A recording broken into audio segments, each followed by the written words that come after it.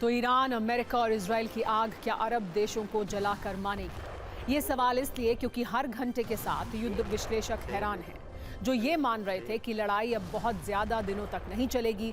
Khamenei की मौत के बाद ईरान बस कुछ दिन गुस्सा दिखाएगा और फिर शांत हो जाएगा। लेकिन अब इस जंग में न्यूक्लियर मोड ऑन हो गया है। ईरान हो या अमेरिका, कोई भी न्यूक्लियर धमकी से नीचे बात करने को तैयार नहीं है। दावा यह है कि ईरान की बैलिस्टिक मिसाइलें इजराइल के उन परमाणु प्लांट की ओर मुड़ चुकी हैं जहां एक हमले का मतलब सिर्फ तबाही है। दुनिया में घूम घूम कर शांति का नोबेल मांगने वाले ट्रंप खुद युद्ध में शामिल हैं और अब अमेरिका की ओर से भी न्यूक्लियर धमकियों की डिलीवरी शुरू हो चुकी है। इसका कोड वर्ड है ग्रेविटी। आज इस पर हमने एक ऐसी कुंजी तैयार की है जिससे आपको ये पता चलेगा कि अब कैसे ये युद्ध और भयानक होने वाला है। लेकिन आज उन लोगों की वैचारिक मरम्मत भी जरूरी है जो खुद को शांति का मसीहा मानते हैं, लेकिन उनकी अहमियत अब एक शो पीस से ज्यादा नहीं है। इनमें पहला नाम है यूनाइटेड नेशंस का। तो दुनिया को मानवाधिकारों का लेक्चर देने वाले शांति के चैंपियन भी बड़ी शांति के साथ अरब को जलता हुआ देख रहे हैं। और ईरान कह रहा है कि अभी यह सिर्फ आगाज है, अंजाम और खतरनाक होने वाला है। युद्ध के छठे दिन भी बारूदी बवंडर जारी है। दोनों तरफ से बम मिसाइल के हमले हो रहे हैं। ईरान के अलग अलग शहरों से आई तस्वीरें इसकी गवाह हैं। ये तस्वीरें ईरान के बुकान की हैं, जहां अमेरिका और इजराइल सेना ने एयर स्ट्राइक की, जिसके निशाने पर IRGC का एक अहम ठिकाना था। हमले के बाद यहां आग लग गई। ईरान में ये सिर्फ एक शहर की कहानी नहीं है, वहां शहर शहर ऐसे ही बारूद बरस रहा है। ये तस्वीरें ईरान के बोचान की हैं, जहां इजराइल का एक विध्वंसक हमला हुआ है। पश्चिमी ईरान से भी एक ऐसे ही अमेरिकी हमले की तस्वीर सामने आई है, जहां एयर स्ट्राइक के बाद धुआं ही धुआं दिखा। हमले में एक पूरी इमारत ध्वस्त हो गई। इजराइल के निशाने पर लेबनान में हिजबुल्लाह के ठिकाने भी हैं। इजराइल किसी भी तरह हिजबुल्लाह को पूरी तरह खत्म करना चाहता है। इजरायली एयरफोर्स ने लेबनान के बैरूत में हिजबुल्लाह के एक ठिकाने को उड़ा दिया। इन हमलों का जवाब ईरान की तरफ से भी दिया जा रहा है। IRGC ने मिसाइल लॉन्च का वीडियो जारी किया है। इसमें एक के बाद एक कई मिसाइल लॉन्च होते हुए दिखाई दिए। इन मिसाइलों का टारगेट इजराइल और अमेरिकी बेस है। इजराइल में ईरान के सबसे ज्यादा मिसाइल और ड्रोन हमले तल अवीव पर हो रहे हैं। तल अवीव को निशाना बनाते हुए कई मिसाइल और ड्रोन लॉन्च किए गए, जिनमें से ज्यादा इंटरसेप्ट कर लिए गए।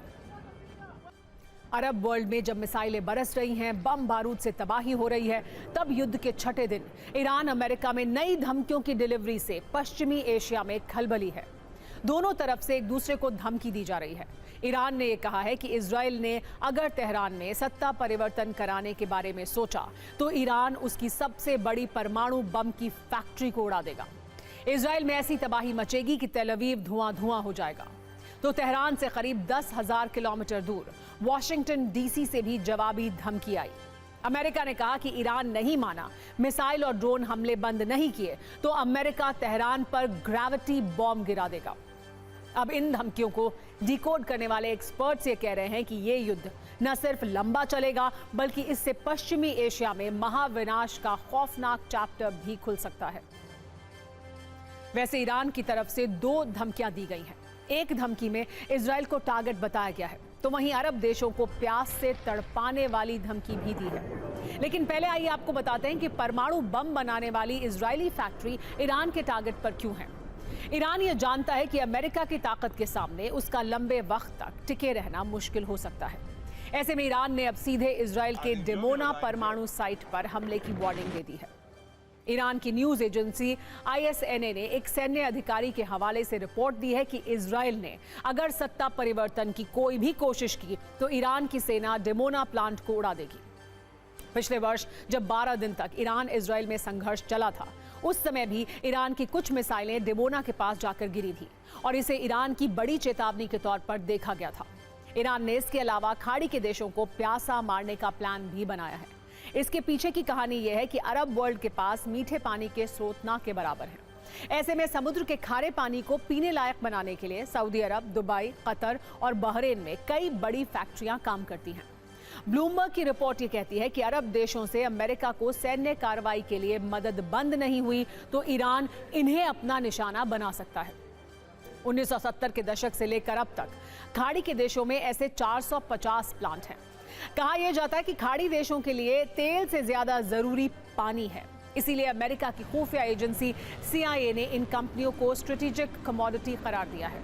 रिपोर्ट में यह भी कहा गया है कि जंग लंबी खिंची तो ईरान वहां के सॉफ्ट टारगेट्स जैसे कि एनर्जी साइट, एयरपोर्ट को भी निशाना बना सकता है। यानी ईरान बड़े वॉर गेम की योजना बना रहा है जिसमें पूरे अरब वर्ल्ड को वो मुसीबत में डाल सकता है। ईरान की इन दोनों धमकियों ने इजराइल और अमेरिका के साथ साथ अरब के देशों को परेशान कर दिया है, क्योंकि डिमोना एटमी प्लांट इजराइल के लिए बेहद अहम है। डिमोना न्यूक्लियर साइट को आधिकारिक तौर पर Shimon Peres Negev nuclear research centre कहा जाता है। नेगेव रेगिस्तान में ये एक सीक्रेट न्यूक्लियर सेंटर है।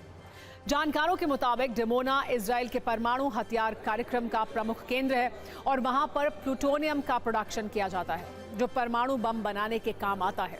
इसका निर्माण फ्रांस की गुप्त तकनीक की मदद से 1950 के दशक में शुरू हुआ।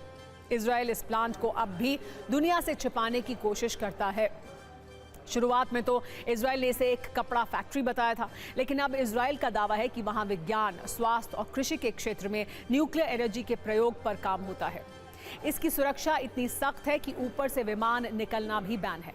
यानी एक तरफ से ये प्लांट इजराइल की सुरक्षा के लिए धड़कन की तरह है और उसी धड़कन को ईरान ने अगर बंद कर देने की धमकी अब दे दी है।